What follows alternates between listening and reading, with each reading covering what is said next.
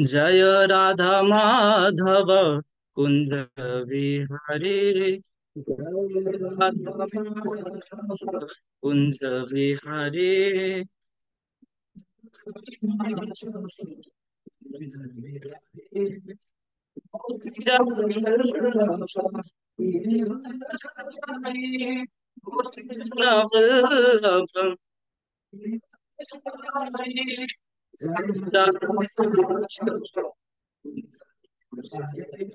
जय राधा माधव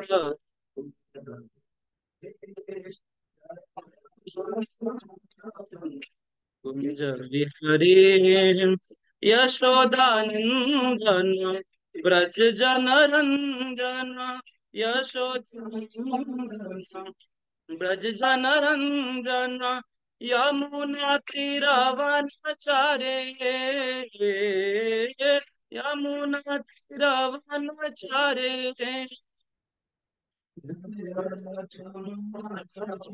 कुंज विहरे। जय राधा माधव कुंज विहरे।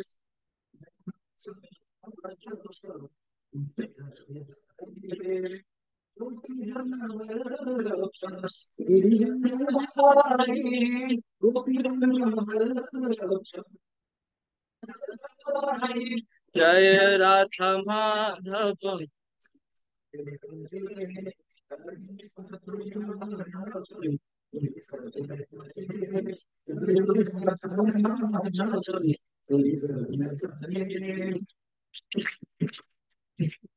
यशोदानंदन ब्रज जन रंजन।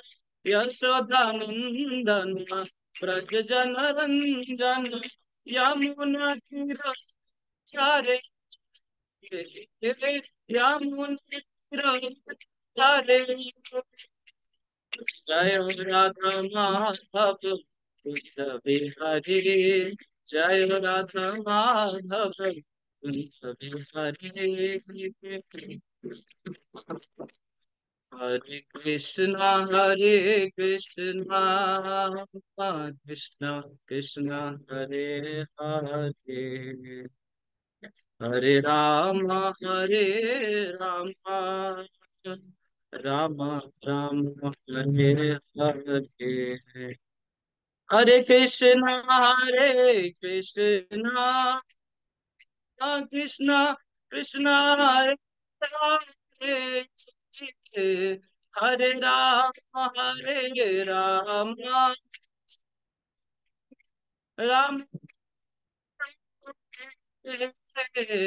हरे कृष्ण हरे कृष्ण कृष्ण कृष्ण हरे हरे। हरे राम राम हरे हरे कृष्ण कृष्ण कृष्ण हरे हरे। हरे राम राम राम हरे हरे। हरे कृष्ण कृष्ण कृष्ण हरे हरे। हरे राम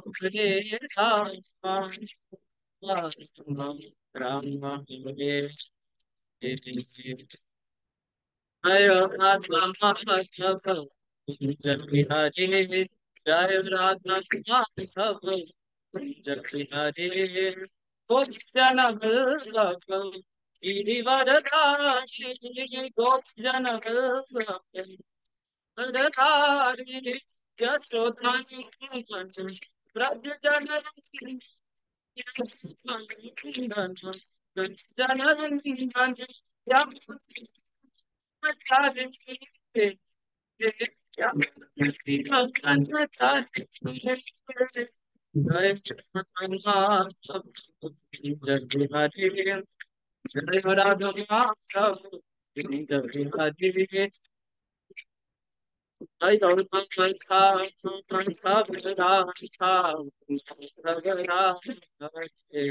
जय गौरानिताय, गौरानिताय, गौरानिताय, जय गौरानिताय, जय जय जय गौरानिताय,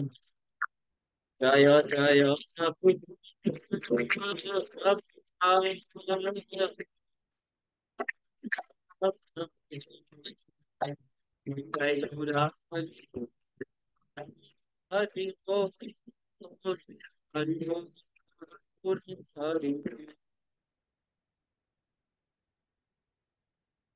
श्री राधा माधव की जय। तो अभी हम मंगलाचरण करते हैं। ओम अज्ञानतिमिरान्धस्य ज्ञानाञ्जनशलाकया चक्षुरुन्मीलितं येन तस्मै श्रीगुरुवे नमः। श्रीचैतन्यमनोभीष्टं स्थापितं येन भूतले स्वयं रूपः कदा मह्यं ददाति स्वपदान्तिकं।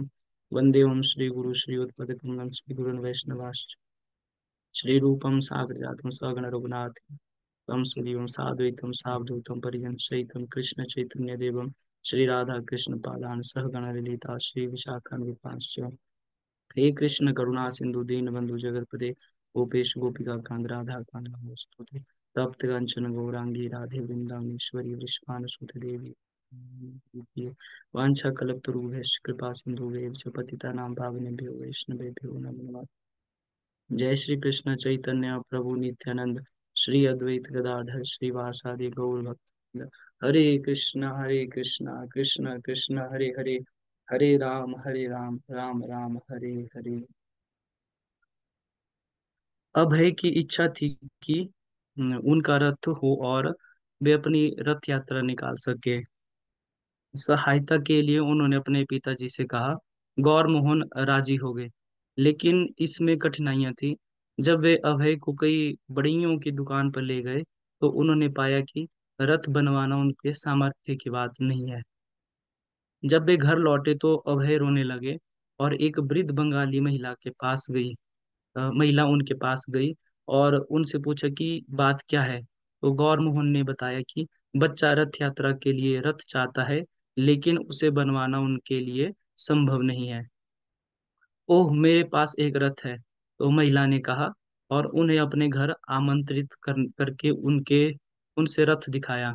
रथ पुराना लगता था, लेकिन फिर भी काम चलाऊ था और उसका आकार भी ठीक था, लेकिन 3 फुट ऊंचा। गौर मोहन ने उसे खरीद लिया और उसकी मरम्मत करवा के उसे सजाने की में सहायता की। पिता और पुत्र ने मिलकर उस पर संहार के लिए 16 खंभे संहारे के लिए 16 खंभे बनाए और उनके ऊपर वितान तान दिया, जो पुरी के बड़े रथों पर लगे वितानों से लगभग मिलता हुआ था। रथ के आगे उन्होंने परंपरागत काठ का घोड़ा और उसका चालक भी लगा दिया। अभय का आग्रह था कि रथ असली लगना चाहिए, तो गौर मोहन रंग ले आए और अभय ने रंग को पूरी के मूल रथों को का अनुकरण करते हुए स्वयं पेंट किया।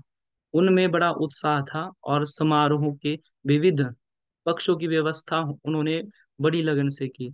लेकिन जब उन्होंने एक पुस्तक में दिए गए चित्रों और विधियों को क्रियान्वित करते हुए यात्रा के लिए आतिशबाजी करने का प्रयत्न किया तो रजनी ने मना कर दिया। अभय ने अपने साथियों से सहायता ली, विशेषकर अपनी बहन भवतरिणी से, और वे उनके स्वाभाविक नेता बन गए। उनकी बाल क्रीड़ा से प्रसन्न पड़ोस की वृद्ध महिलाएं उनकी प्रार्थना पर विशेष व्यंजन बनाने को राजी हो गई, ताकि वे अपने रथ यात्रा समारोह में प्रसाद बांट सके। पूरी की रथ यात्रा की तरह अभय की रथ यात्रा भी लगातार 8 दिन चलती। उनके परिवार के लोग जमा होते और पड़ोस के बच्चे यात्रा में शामिल होते, रथ खींचते, ढोल और करताल बजाते तथा कीर्तन करते। ग्रीष्म की गर्मी में बिना कुर्ता कमीज के केवल धोती पहनते। अभय हरे कृष्ण और समयोपयुक्त बंगाली भजन की कर राय कमलिनी गाने में बच्चों का मार्गदर्शन करते। आप क्या कर रही हैं श्रीमती राधा रानी? कृपया बाहर आइए और देखिए, वे चुरा रहे हैं आपके अति प्रिय कोश कृष्ण को, श्याम रतन को। काश युवा राधा रानी जान पाती कि युवक कृष्ण, उनके हृदय का रत्न, अब उन्हें त्याग रहा है। अभय ने बड़ों के धार्मिक उत्सवों में जो कुछ देखा था उसका उन्होंने अनुकरण किया। उन्होंने अर्चा विग्रहों को वस्त्राभूषणों से उसी भांति सजाया। उन्हें नैवेद्य अर्पण किया, घी के दीपक और अगरबत्ती से आरती की और साष्टांग प्रणाम किया। हरिसन रोड से जुलूस राधा गोविंद मंदिर के आंगन में गोल सड़क पर आया और अर्चा विग्रहों के सामने थोड़ी देर के लिए रुक गया। यह सब तमाशा देखकर गौर मोहन के मित्र उनके पास गए और बोले, आपने हमें आमंत्रित क्यों नहीं किया? यह तो आप एक बड़ा उत्सव कर रहे हैं और आप हम लोगों को आमंत्रित नहीं कर रहे हैं। यह क्या है? अभय के पिता ने उत्तर दिया, यह सब केवल बच्चों का खेल है। मित्रों ने व्यंग्य किया, हाँ, यह सब केवल बच्चों का खेल है। ऐसा कहकर आप हम लोगों को उसके आनंद से वंचित कर रहे हैं। अभय भाव विभोर होकर रथ यात्रा के जुलूस में जुटे रहे। उधर गौर मोहन लगातार 8 दिन धन व्यय करते रहे और रजनी जगन्नाथ जी पर चढ़ाने के लिए विविध व्यंजन और फूल मालाएं तैयार करती रही। यद्यपि अभय ने जो कुछ किया वह केवल अनुकरण था, लेकिन रथ यात्रा निकालने के पीछे उनकी प्रेरणा और अविचल स्फूर्ति वास्तविक और सच्ची थी। उनकी स्वतः प्रेरणा से बच्चों का यह उत्सव 8 दिन तक चलता रहा। उत्तरोत्तर हर वर्ष नया उत्सव आता और अभय उसी उत्साह से उसे मनाते। जब अभय 6 वर्ष के हुए तो उन्होंने अपने पिताजी से पूजा के लिए अपने लिए अलग अर्चा विग्रह की मांग की। बचपन से उन्होंने घर में पिताजी को पूजा करते देखा था। राधा गोविंद की नियमित आराधना को देखकर वे सोचते, इस तरह कृष्ण की पूजा करने योग्य मैं कब होऊंगा। अभय की प्रार्थना पर उनके पिता ने राधा कृष्ण के श्री विग्रहों की एक छोटी सी जोड़ी खरीदी और अभय को दे दी। तब से अभय जो कुछ खाते उसे वे पहले राधा और कृष्ण को अर्पण करते। अपने पिता और राधा गोविंद के पुजारियों का अनुकरण करते हुए वे अर्चा विग्रहों को घी का दीपक चढ़ाते और रात में उन्हें सुला देते हैं। अभय और उनकी बहन भवतरिणी राधा कृष्ण के छोटे से अर्चा विग्रहों के भक्त बन गए। वे अपना अधिकतर समय उनको संवारने में, उनकी आराधना करने में और यदा कदा भजन गाने में बिताने लगे। उनकी बहिनें और भाई उन पर हंसते और उन्हें यह कहकर चिढ़ाते कि चूंकि पढ़ने लिखने की अपेक्षा उनकी रुचि अर्चा विग्रह की पूजा में अधिक है, इसलिए वे अधिक समय तक जीवित नहीं रहेंगे। लेकिन अभय जवाब देते कि हमें इसकी चिंता नहीं है। एक बार एक पड़ोसी ने अभय की माता से पूछा, आपके छोटे लड़के की आयु क्या है? तो उन्होंने उत्तर दिया, अभय 7 साल का है। अभय इस बात की रुचि पूर्वक सुन रहे थे। उन्होंने अपनी आयु के विषय में किसी को बात करते पहले नहीं सुना था, लेकिन अब उन्हें पहली बार मालूम हुआ कि वे 7 साल के हो गए हैं। किंडरगार्टन में शिक्षा पाने के अतिरिक्त जहां अभय को पहले बलात ले जाया गया था, वे 5 से 8 साल की आयु तक घर पर ट्यूटर से भी पढ़ते रहे। वे बंगाली में पढ़ना सीख गए और संस्कृत सीखने लगे। उसके बाद सन 1904 ईस्वी में जब अभय 8 साल के हो गए, उन्हें हरिसन रोड और सेंट्रल रोड के कोने पर स्थित निकट के मुट्ठीलाल सील फ्री स्कूल में दाखिल कराया गया।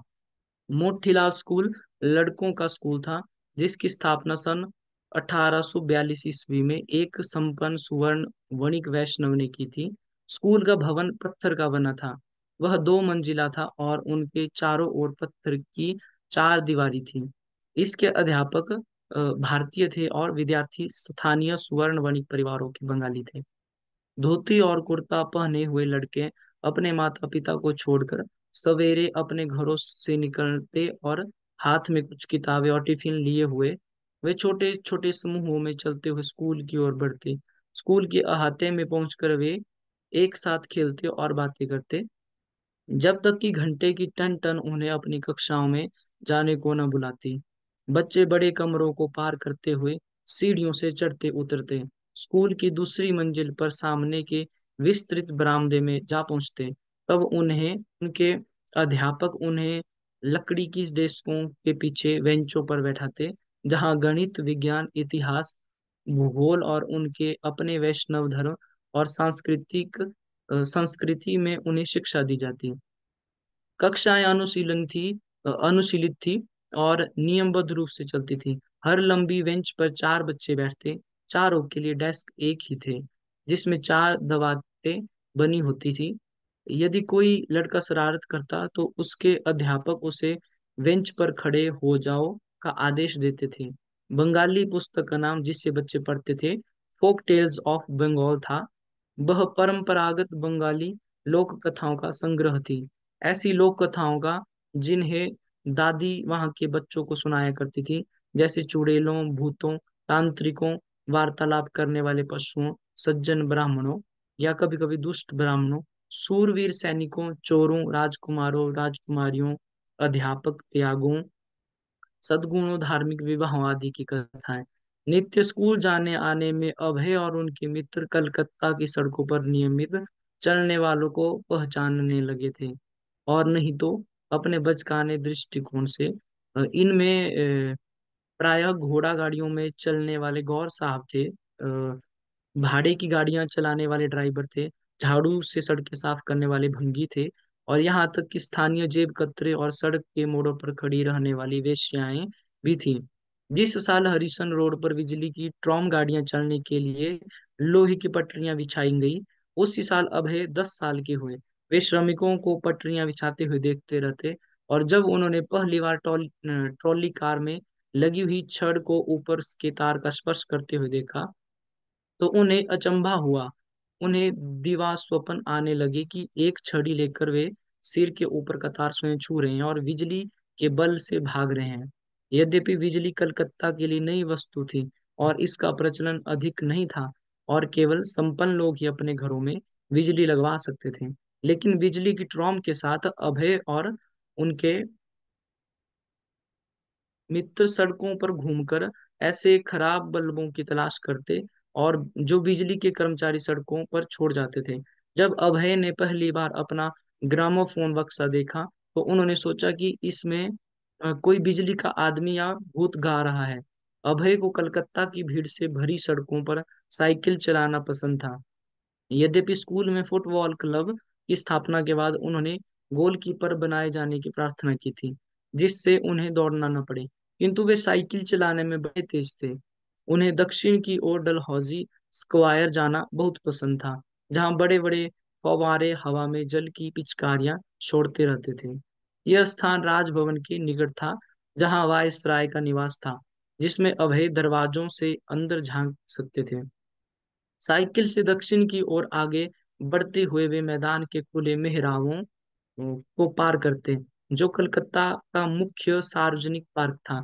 उस पार्क में चौरंगी और अंग्रेजों की भव्य इमारतों और वृक्षों की ओर फैला हुआ हरी घास का सुंदर चपटा मैदान था। पार्क में साइकिल चलाने के लिए और भी रोमांचकारी स्थल थे, जैसे दौड़ का मैदान, फोर्ट विलियम और स्टेडियम।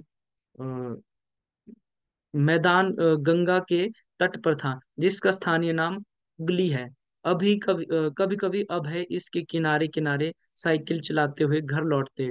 वहां उन्हें बहुत से नहाने के घाट दिखाई देते, जहां गंगा के अंदर जाने के लिए पत्थर की सीढ़ियां बनी थी, और इन सीढ़ियों के ऊपर प्रायः मंदिर स्थित थे। एक शमशान भी था, जहां मुर्दे जलाए जाते थे, और अभय के घर के निकट ही पीपे का फूल था पीपे का पुल था, जो नदी के पार होड़ा शहर में जाता था। 12 वर्ष की आयु होने पर अभय ने एक वृत्ति गुरु से दीक्षा ली, किंतु उन पर इसका कोई विशेष प्रभाव नहीं हुआ। गुरु ने उन्हें स्वयं अपने गुरु के बारे में बताया, जो एक महान योगी थे, और जिन्होंने एक बार उनसे पूछा था कि क्या तुम क्या खाना चाहते हो। अभय के परिवार ने के गुरु ने उत्तर दिया था, अफगानिस्तान के ताजे अनार। तो योगी बोले थे, बहुत अच्छा, बगल के कमरे में जाओ, और वहां उन्हें अनार के फलों की एक शाखा मिली थी। अनार इतने पक्के थे मानो पेड़ से अभी तोड़कर लाए गए हों। एक योगी जो अभय के पिता के पास आए थे, कहने लगे कि वे एक बार अपने गुरु के पास बैठे थे, और उनके शरीर का स्पर्श करते ही वे पल मात्र में योग की शक्ति से द्वारका पहुंच गए थे। बंगाल में निरंतर बढ़ते तथाकथित साधुओं के बारे में गौरमोहन की राय अच्छी नहीं थी। इन साधुओं में भक्ति रहित, निर्विशेषवादी, दार्शनिक, देवताओं के पूजक, गांजा पीने वाले, भीख मांगने वाले सभी शामिल थे। लेकिन गौरमोहन इतने दानशील थे कि उनके घर का दरवाजा सभी मिथ्याचारियों के लिए खुला था। अभय देखते कि उनके पिता के अभ्यागत के रूप में बहुत से तथाकथित साधु और कुछ सच्चे संत महात्मा भी भोजन के लिए प्रतिदिन घर में आते थे। उनके वार्तालाप और कार्यकलाप से अभय को बहुत सी बातें मालूम हुई, जिनमें योगिक शक्तियां भी शामिल थी। एक बार एक सर्कस में अभय और उनके पिता ने देखा कि एक योगी के हाथ पैर बांधकर उसे एक थैले में बंद कर दिया गया। थैला सील करके एक बॉक्स में रखा गया और बॉक्स में ताला लगाकर उसे भी सील कर दिया गया। फिर भी योगी बाहर निकल आया, लेकिन अभय ने इन चीजों को उतना महत्व नहीं दिया जितना वे पिता द्वारा सिखाए गए अपने भक्तिपर कार्यकलापों, राधा कृष्ण की उपासना और रथ यात्रा के आयोजन को देते थे। कलकत्ता में हिंदू और मुसलमान आपस में शांतिपूर्वक रहते थे और वे प्रायः एक दूसरे के सामाजिक और धार्मिक उत्सवों में शामिल होते थे। उनमें आपसी मतभेद तो थे, लेकिन सामंजस्य बराबर बना रहता था। इसलिए जब उत्पात आरंभ हुआ तो अभय के परिवार को यह अंग्रेजों की राजनीतिक चाल लगी। जब पहला हिंदू मुस्लिम दंगा हुआ, उस समय अभय की आयु लगभग 13 साल की थी। उनकी समझ में ठीक तरह से नहीं आया कि यह क्या था, लेकिन उन्होंने किसी तरह अपने को उसके मध्य पाया। श्रील प्रभुपाद, हरिसन रोड पर हमारे चारों ओर मुसलमान थे। मल्लिक परिवार और हमारा परिवार सम्मानित परिवार थे। अन्यथा चारों ओर ऐसी आबादी थी जिसे कस्बा और बस्ती कहते हैं। सो दंगा शुरू हो गया और उस समय मैं खेलने गया हुआ था। मुझे नहीं मालूम था कि मार्केट स्क्वायर में दंगा हो गया है। मैं घर लौट रहा था तो मेरे एक स्कूली मित्र ने कहा, अपने घर मत जाओ, उधर अब दंगा हो रहा है। हम मुसलमानों के बीच में रहते थे और दोनों संप्रदाय आपस में लड़ रहे थे। लेकिन मैंने सोचा हो सकता है यह दो गुंडों के बीच की लड़ाई जैसी हो। एक बार मैंने एक गुंडे को दूसरे गुंडे द्वारा छुरा भोंकते हुए देखा था और मैंने जेब कतरों को भी देखा था। वे हमारे पड़ोसी थे, इसलिए मैंने सोचा यह वैसा ही कुछ चल रहा होगा। लेकिन जब मैं हैरिसन रोड और हॉलीडे स्ट्रीट के क्रॉसिंग पर पहुंचा तो मैंने एक दुकान लुटती हुई देखी। तब मैं केवल एक बच्चा था। मैंने सोचा यह क्या हो रहा है। इस बीच घर में मेरे परिवार के लोग, मेरे पिताजी और माताजी सब घबरा कर सोच रहे थे बच्चा घर नहीं लौटा है। वे इतने घबरा गए कि वे सब घर से बाहर आ गए, इस व्यग्रता में कि बच्चा कहाँ से आता होगा। ऐसी स्थिति में मैं क्या कर सकता था। जब मैंने दंगा होते देखा तो मैं अपने घर की ओर भागा। सामने एक मुसलमान था, वह मेरी हत्या करना चाहता था। अपना चाकू निकालकर वह वास्तव में मेरे पीछे दौड़ा, लेकिन किसी तरह मैं निकल भागा और बच गया। अस्तु जब मैं दौड़ता हुआ अपने दरवाजे के सामने पहुंचा तो मेरे माँ बाप की जान में जान आई। अतः बिना कुछ कहे मैं अपने सोने के कमरे में गया। जाड़े की ऋतु थी। बिना कुछ बोले मैं लेट गया और रजाई में से अपने को लपेट लिया। बाद में जब मैं उठा तो मैंने पूछा, क्या यह समाप्त हो गया, दंगा बंद हो गया।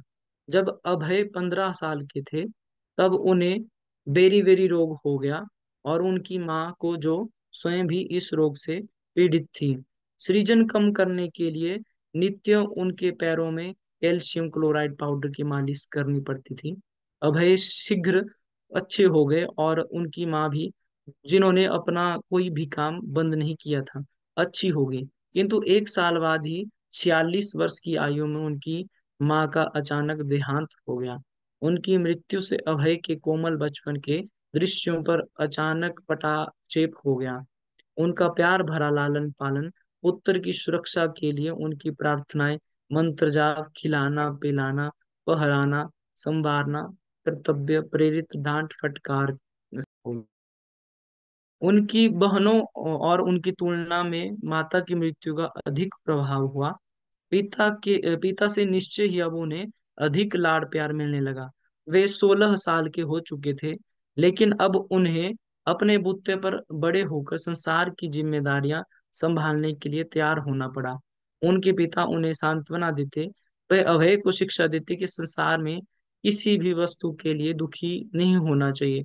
आत्मा अमर है और कृष्ण की इच्छा से हर चीज होती है, इसलिए उसे कृष्ण में विश्वास होना चाहिए और उन पर निर्भर रहना चाहिए। अभय इन बातों को सुनते और समझते थे। हरे कृष्णा। हरे कृष्णा। बहुत बहुत धन्यवाद। तो आज अभी ये अध्याय एक समाप्त होता है। तो अभी आज जो हमने पढ़ा उससे संबंधित क्विज।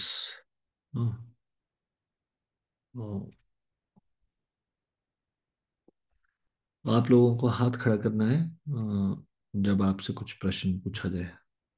तो अभय रथ यात्रा निकालना चाहते थे, तो उनको रथ किस प्रकार से प्राप्त हुआ? कृपया हाथ खड़ा कीजिए। स्नेहित पुष्पांगी देवी माता जी।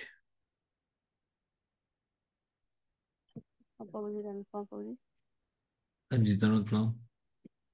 प्रभु जी जब वे अब कोई कई बढ़इयों की दुकानों पर गए, तो दुकानों पर ले गए तो उन्होंने पाया कि रथ बनवाना उनके लिए सामर्थ की बात नहीं थी। जब वे घर लौट लौटने लगे तो वो रोने लगे थे। तो फिर वृद्ध माता जी थी, उन्होंने उनके उनसे पूछा, तो गौर मोहन डे ने बताया कि बच्चा रथ यात्रा के लिए वो उनको बड़ी कठिनाई से मिला था प्रभु जी कि अ, पुराना था। उसको फिर उन्होंने ले वो माता जी ने निमंत्रण दिया तो वो उनको घर ले गए, और घर ले जाने के बाद उन्होंने वहाँ रथ यात्रा रथ को तैयार करवाया। ठीक है। तो वो उन्होंने खरीद लिया रथ उनसे, जी वृद्ध प्रभु जी। बंगाली माता से। ठीक है। वो रथ के विषय में कुछ कोई और आंसर? हाथ खड़ा कीजिएगा। रथ को मरम्मत करके सजाने, रथ के विषय में और कुछ जानकारी कौन बताए? उमेश प्रभु जी। हरे कृष्णा प्रभु धर्म प्रणाम। जरूरत प्रणाम। रथ का आकार भी ठीक था, लगभग 3 फुट ऊंचा। गौरमोहन ने उसे खरीद लिया और उसको मरम्मत करा के सजाने में सहायता की। पिता पुत्र ने मिलकर उस पर सहारे के लिए 16 खंभे बनाए और उनके ऊपर बितान तान दिया, जो पुरी के बड़े रथों पर लगे बितानों से लगभग मिलता हुआ था। रथ के आगे उन्होंने परंपरागत काठ का घोड़ा और उसका चालक भी लगाया। हरे कृष्णा प्रणाम। ठीक है। तो अभय ने किसकी सहायता ली और किस प्रकार से व्यंजन किस प्रकार से किन लोगों ने बनाया?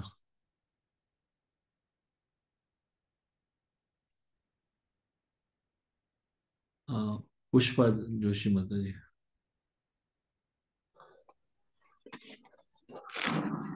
हरे कृष्णा प्रभु जी धन्यवाद प्रणाम। उनकी बाल क्रीड़ा से प्रसन्न पड़ोस की वृद्ध महिलाएं उनकी प्रार्थना और विशेष व्यंजन बनाने को राजी हो गई, ताकि वे अपने रथ यात्रा समारोह में प्रसाद बांट सकें।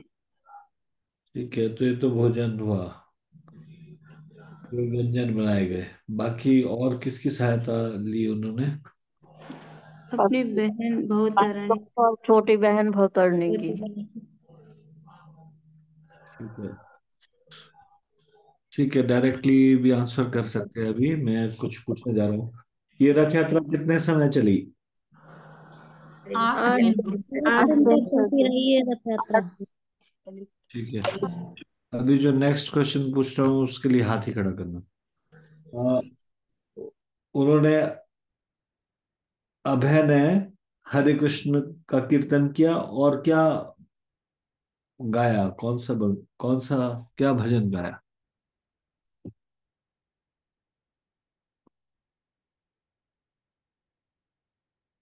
शक्तिवती माता जी। हरे कृष्णा प्रभु जी धन्य प्रणाम। प्रभु जी उन्होंने एक समयोक्त बंगाली भजन गाया, की कर राई कमलिनी। सॉरी। ठीक है। जब अभय ने अपने पिताजी से अलग अर्चा विग्रह की मांग की, तो वो कितने वर्ष के थे? हरे कृष्णा प्रभु जी धन्य प्रणाम प्रभु जी 6 वर्ष। ठीक है।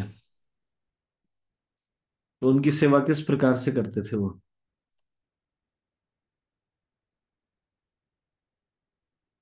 हरे कृष्ण प्रभु जी। जैसे वो बोलिए। प्रभु जी, जैसे वो अपने पिताजी को देखते थे कि वो किस प्रकार से अपने घर में जो करते हैं, उनका ही वो अनुकरण करते थे प्रभु जी। हाँ, और कैसे? घी का दीपक जलाते थे भगवान के सामने, और उन्हें वस्त्र धराते थे, प्रसाद अर्पण, भोग अर्पण करते थे राधा कृष्ण को, रात्रि त्यागों में का भी अनुकरण करते थे वो। हरे कृष्ण। ठीक है। तो किंडर गार्डन में शिक्षा पाने के अलावा हम्म, उनके घर वो कितने से कितने वर्ष तक ट्यूटर से घर में पढ़ते रहे? 5 से 8 वर्ष तक प्रभु जी। 5 से 8 साल की आयु तक। 5 से 8 वर्ष के आयु। ठीक है। फिर उसके बाद उनको कौन से स्कूल में दाखिला करवाया गया उनका? मोतीलाल लाल मोतीलाल स्कूल में दाखिला मोतीलाल स्कूल।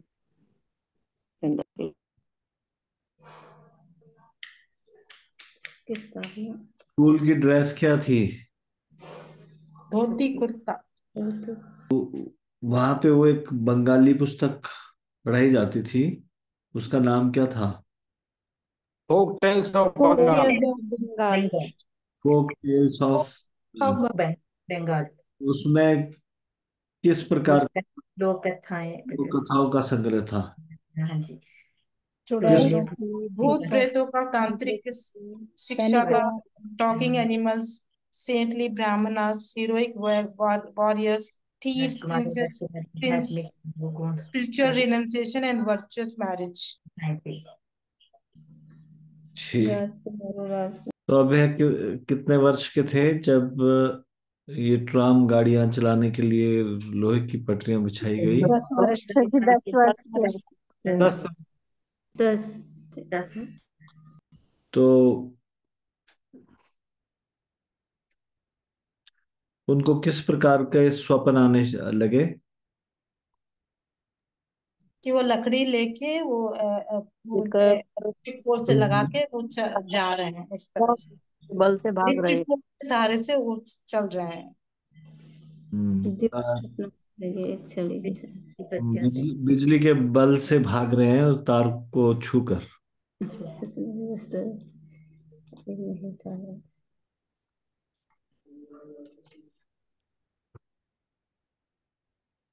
अभय और उनके मित्र सड़कों पे घूमकर क्या तलाश करते रहते थे? बल्बों की बिजली के तरफ। बल्ब जो टूटे फूटे होते थे, छोड़ जाते थे लोग। खराब बल्ब, है ना? बिजली के कर्मचारी जो छोड़ देते थे। जब अब मैंने पहली बार ग्रामोफोन का बक्सा देखा तो उन्होंने क्या सोचा? उन्होंने सोचा कि उसके अंदर कोई बिजली भूत गा रहा है। बहुत गा गा रहा है। रहा है। हाँ जी, बिजली का व्यक्ति है। हम्म, बिजली का आदमी या भूतगार है। अब मेरे को कहाँ पे साइकिल चलाना पसंद था? मैदान में? कहाँ पे? कलकत्ता की भीड़ में। कलकत्ता की भीड़ भरी सड़कों पर प्रभु जी। भीड़ भरी सड़कों पे। जब स्कूल में फुटबॉल क्लब बना तो उन्होंने क्या बनने का प्रार्थना किया उस फुटबॉल के मैच? गोलकीपर। गोलकीपर। क्यों? जाने की प्रार्थना की। गोलकीपर क्योंकि उसमें बनने। भागना नहीं पड़ता था प्रभु जी। ठीक। प्रभुपाद जी को भागना अच्छा नहीं लगता होगा। हरे कृष्णा। ये अभय को कहाँ पे जाना पसंद था? कल डलहौजी स्क्वायर में जाना। डलहौजी स्क्वायर जाना बहुत पसंद था। क्यों? बड़ी वहाँ बड़े बड़े फाउंटेन्स थे। गाड़ी हवा में रोडे पिचकारियां चलती रहती थी। कारी की तरह छोड़ता था जल ना वहां पे, जल की पिचकारियां। तो वहां पे एक मैदान था जहां पे वो जाते थे, तो उस मैदान, उस स्थान को क्या बोलते हैं? Calcutta main park, public park. Hooghly था। नहीं। हुगली पर जिसका और स्थानीय ये नाम स्टेडियम। हरी घास का चपटा मैदान। नहीं, जो जो मैदान था वो गंगा के तट पर था, है न्यू ना? हुगली हुगली पर। बोलते हैं। जिसका स्थानीय नाम हुगली है। हुगली। हुगली था। हुगली था प्रभु। हुगली। कौन सी आयु में प्रभु अभय ने दीक्षा ली? 12 वर्ष की आयु में। 12 वर्ष की आयु में। 12 वर्ष की आयु। हम्म। उनके गुरु ने अपने गुरु के बारे में उनको क्या बताया था? वो महान योगी थे। वो महान योगी थे और हाँ, तुम कि क्या क्या क्या खाना खाना चाहते चाहते हो? क्या बताया था? महान योगी थे और क्या खाना चाहते तुम क्या क्या खाना चाहते हो? या अफगानिस्तान के ताजे अनार, अफगानिस्तान के क्योंकि ताजे अनार। बगल के कमरे में गए और जहां उन्हें अनार के फलों की एक शाखा मिली थी। अनार इतने पके थे मानो पेड़ से अभी तोड़ कर लाए गए हैं। हम्म। और उन्होंने बताया था कि एक बार उनके गुरु के पास बैठे थे, उनके शरीर का स्पर्श करते ही वे पल मात्र में योग की शक्ति से द्वारका पहुंच गए थे। हरे कृष्णा प्रभु।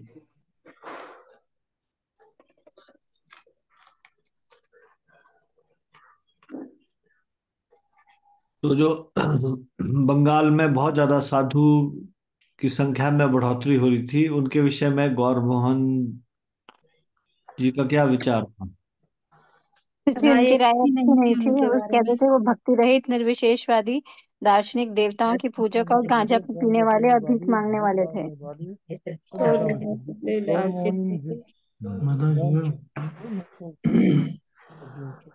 उनका तो दरवाजा मिथ्याचारी के लिए खुला था।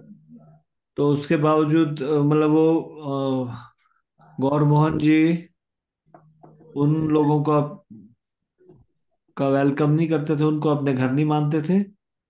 फिर भी आने देते थे क्योंकि वो बहुत दानशील थे। इन सब के बावजूद भी वो उनको मिथ्याचारी के लिए खुला रहता था। उनके घर के दरवाजे उनके लिए खुले थे।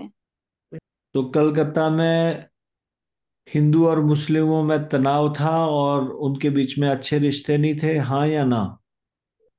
नहीं प्रभु जी, उनके बीच में रिश्ते वो हंसते थे। शांतिपूर्वक रहते थे और उनके अच्छे आपस में थे अच्छे लेकिन संबंध थे। सामंजस्य बराबर बना रहता था।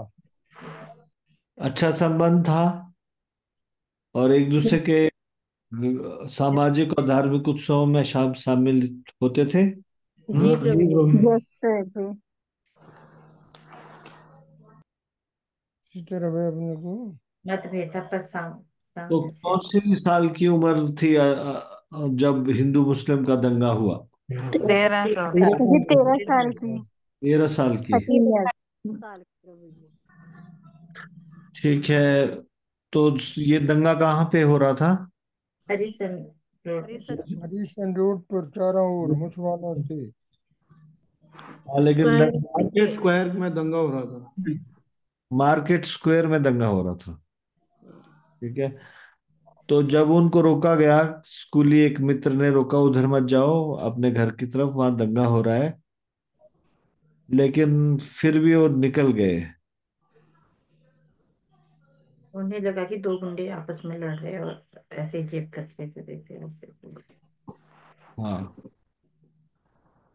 फिर वहां पे तो जब वो अपने घर की ओर हो रहे थे तो एक नया जीवन उनको प्राप्त हुआ। तो क्या हुआ था? वो क्या क्या घटना थी? कैसे नया जीवन प्राप्त एक मुसलमान ने चाकू लेके उनको मारने के लिए चाकू दौड़ा था, लेकर उनके पीछे पर दंगा फिर वो भाग गए। वो घर भाग के अपनी जान बचा के घर पहुंच गए, जाके किस बिस्तर तरह पे। का निकल भागा और घर पहुंचे। ठीक है। माँ ने उसकी जान चली। अब है, जब 15 साल के थे तो उनको कौन सा रोग हुआ? उनको बेरी बेरी बेरी रोग। बेरी बेरी बेरी वेरी वेरी। Very very. किस किस को हुआ ये रोग? उनकी उनकी माँ माँ को और माँ को की माँ को और मैं बेरी थी। किसी को पता है ये बेरी बेरी क्या बीमारी है? नहीं प्रभु जी। पैरों में चलती सूजन। पैरों और टांगों में सूजन होती है। बोले रहा है। कैल्शियम क्लोराइड पाउडर पैरों में जो सूजन है उसको कम करने के लिए कैल्शियम क्लोराइड पाउडर का इस्तेमाल करती थी उनकी माँ। तो जब अभय की माँ रजनी का देहांत हुआ तो उनका आयु कितनी थी? 46 वर्ष। 40 वर्ष की आयु में उनकी माँ को 40 वर्ष। ठीक है।